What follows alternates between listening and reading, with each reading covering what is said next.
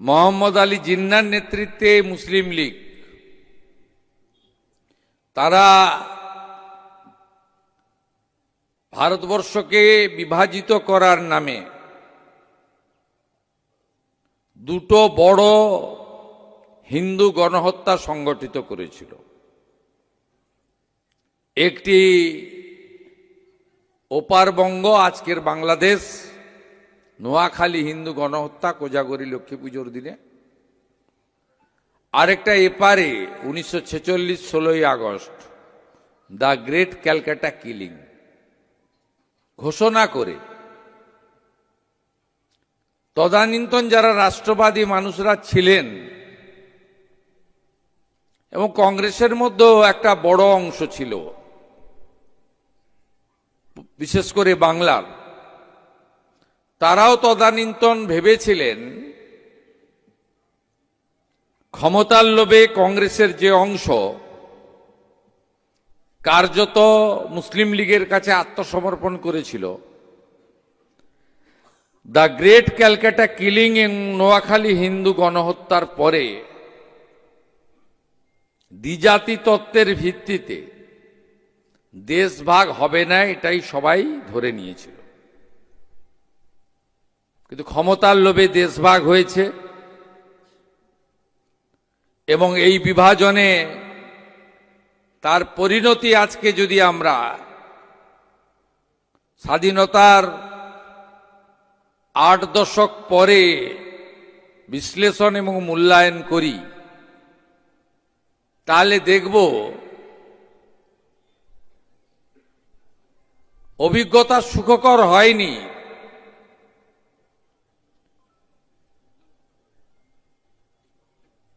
উনিশশো 47 সালে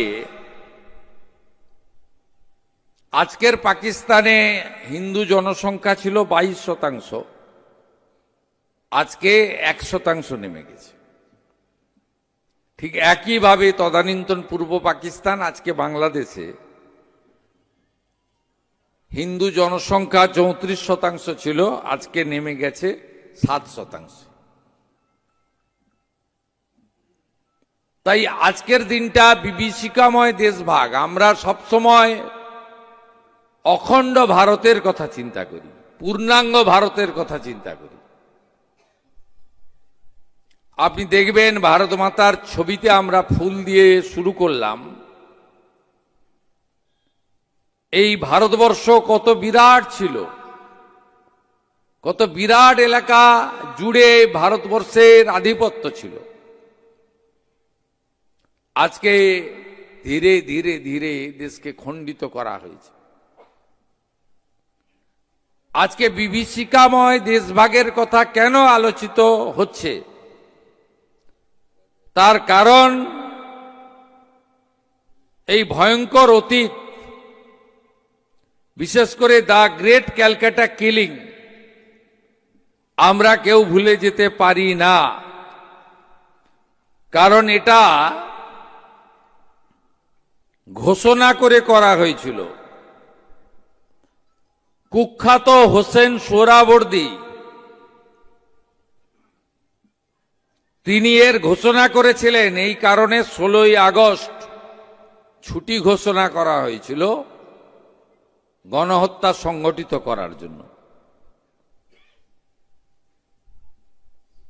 এবং তখন কলকাতার যিনি মেয়র ছিলেন মোহাম্মদ উসমান, এই প্রত্যক্ষ সংগ্রামে তিনি নিজে স্বাক্ষর করেছিলেন, ডাক দিয়েছিলেন। কিছুদিন আগে কোন একটা সোহরাওয়ার্দীর নামে কিছু একটা ছিল, কার নাম সামনে পিছনে লেখা ছিল না। কলকাতা কর্পোরেশন চেঞ্জ করে গোপাল মুখার্জি সরণি করে দিয়েছে। সেটা নিয়ে অনেক গবেষণা, বাপরে বাপ, এ তো ও সোহরাওয়ার্দী নয়, এটা তো অন্য সোহরাওয়ার্দী। ওরা তথাকথিত যারা দেশের ভিতরে থেকে টুকরে টুকরে গ্যাংকে মদত দেয়, যারা অপারেশন সিঁদুরের সমর্থনে মিছিল করে না, যারা কেন ভারতীয় বিমান বাহিনী মাসুদ আজাহারের ঠিকানায় বোম ফেলল, মাসুদ আজাহারের বংশকে নির্বংশ করল, কেন ভারত সরকার জল দেওয়া বন্ধ করে দিল, তার বিরুদ্ধে মিছিল করে। আমি সজল ঘোষকে ধন্যবাদ জানাবো। ঠিক এই বৌলালি থেকে শিয়ালদার মাঝে ঠিক উচিত শিক্ষা দিয়েছিল। কি শিক্ষা দিয়েছিল আমি বলতে পারবো না, আমি মুখ্যমন্ত্রী তো। समझदार का तो इशारा ही काफी है।